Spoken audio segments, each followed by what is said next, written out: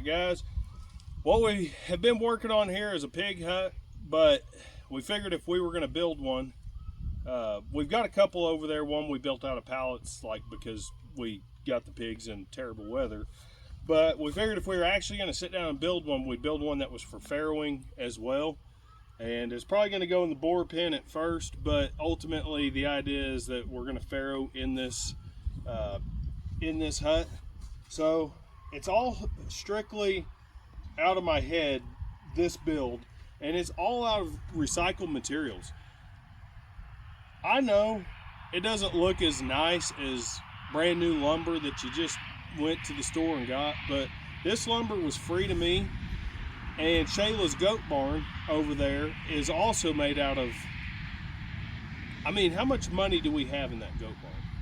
The carport frame? Maybe $500 or $600. Maybe $500 or $600 between buying the carport frame and these rafters and stuff that this is built out of. A friend asked me if I could use the material, and you know, if I'd go take it down, I could have it. And the metal, a lot of the metal on that goat barn was from that project. This was a covered porch, covered deck. And the deck is actually on the front of our house right now. So homesteading is not cheap, but it doesn't have to be expensive either. It doesn't have to be flashy. There's a lot of homestead channels out there that are kind of, you know, flashy, check out what we can afford to do. And that's just not us.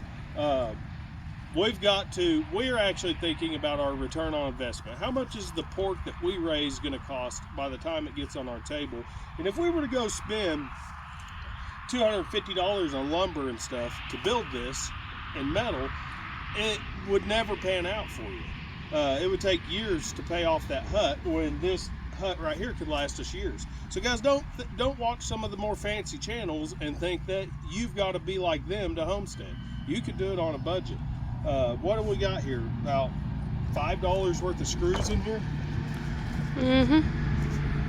At most, $5 worth of screws. And come over here and take a look at it. So I made mention that it was going to be for farrowing. There's always a motorcycle guy on this side of the yard. So, with his music up. So, I made mention this was going to be for farrowing. And what I mean by that is a sow's going to be able to come in here with her, have her build her nest in here, have her piglets, and this bump bar right here, or smash bar, rail, piglet rail, whatever you want to call it. Pig rail. Pig rail is going to keep a spot where the pigs could safely, when she goes to lay down, those pigs try to run away. But if it's such tight quarters in here and the nest is built in such a way that they can't, then they don't have anywhere to go. So the idea here is that this provides them somewhere to run, hopefully. And the only special tool that we used, the only specialized tool that we used was a cordless circular saw and a tape measure. We didn't actually straight edge anything for these boards right here. I cut a 45 on both ends simply by adjusting the circular saw to 45, cutting one end, guessing about where I needed to cut the other end, and cutting it, and eyeball, everything is eyeball square on this thing. But guys, it's pretty solid, and we're not done. You know, we're gonna have another board right here, and then we're gonna have, you know, a metal, we're gonna have a couple more boards to support the roof, and this thing is gonna be considered done at that point. Also, in the front here, I'll probably leave it open for now, but if the winter comes and we gotta close the front, we'll close it in some more. This board, I'm gonna put another 2x4 on top of it to kind of help the pig from dragging them out, the mama. So you could do this stuff cheap. You don't have to get crazy.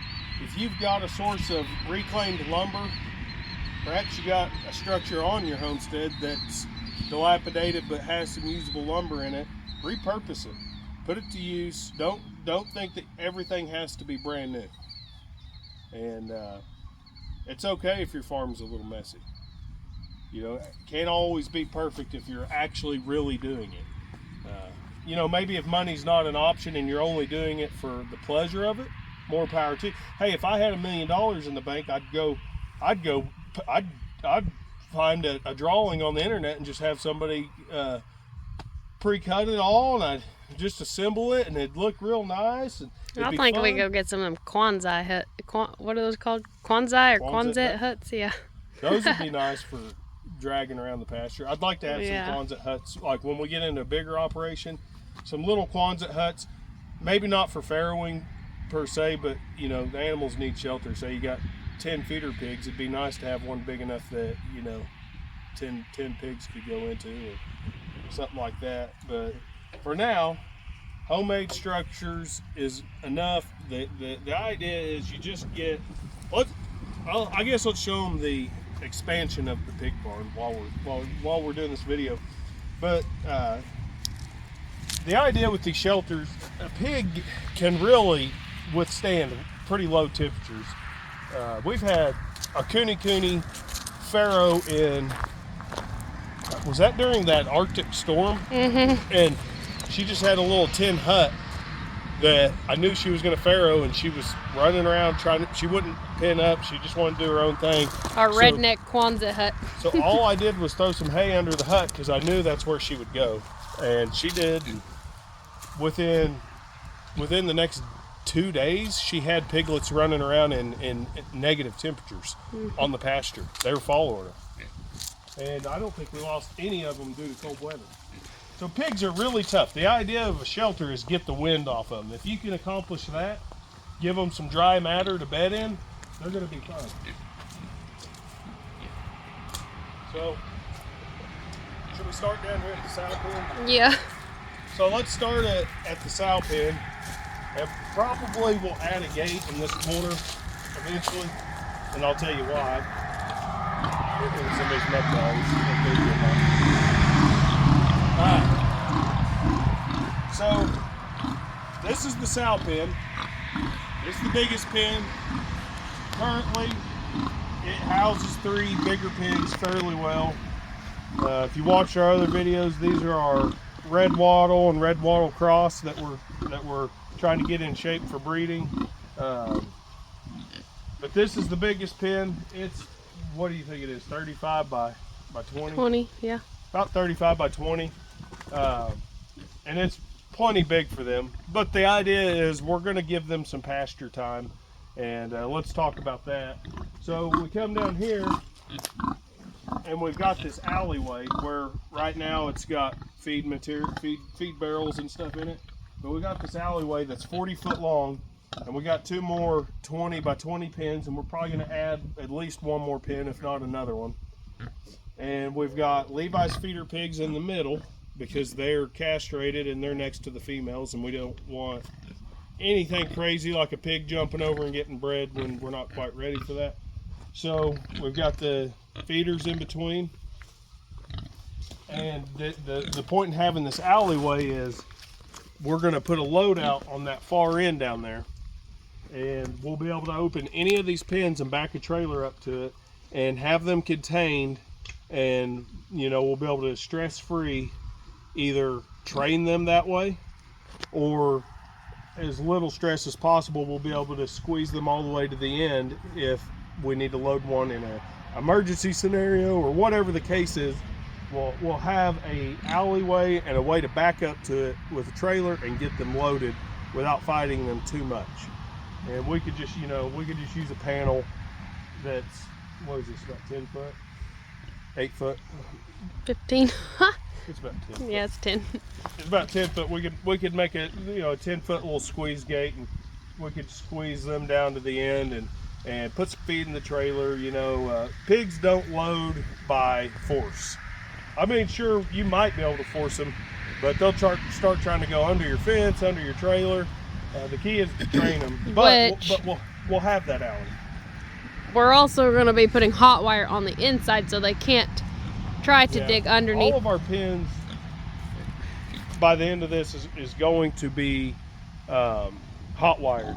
I want to keep my pigs off of the fence. Yeah. And if they, you know, and that will also serve another purpose, which I'll get to after we look at the board down here.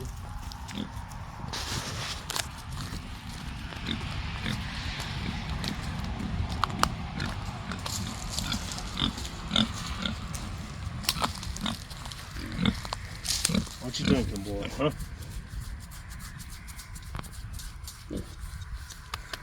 Big boy.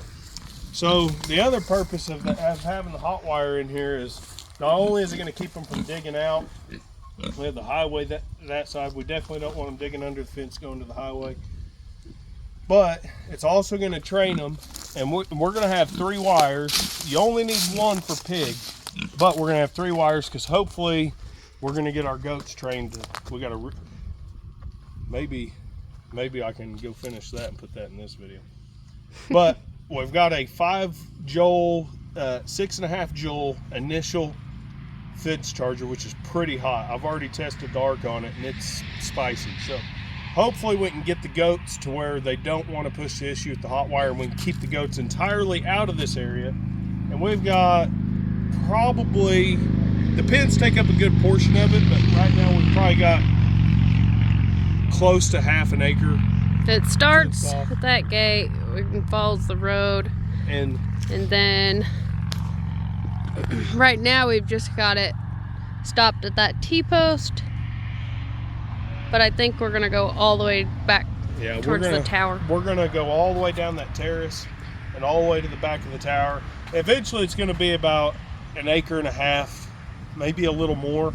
And the idea is we don't want to keep these pigs confined their entire life. Like our boar, we don't necessarily need him on pasture because the goal isn't to eat him and to pasture him to be eaten as a pasture pig.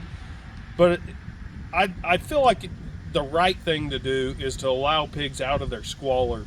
You know, not all the time, but you know, if every other day we can open up one of these pens and let that group of pigs go out and be a pig and run around, skip a day, open up another pen, we can limit the damage to our pasture, still have viable pasture to put goats in at times, and we still get exercise on our pigs. They get a better quality of life, and that's the entire, otherwise I wouldn't even need this hot wire. But being trained in the pen to hot wire, they're going to be able to come out here and pasture from time to time on hot wire. So that's the gist of it. I made mention of that hot wire build that I'm doing. I'm building a solar panel hot wire charger, so stay tuned to catch that video.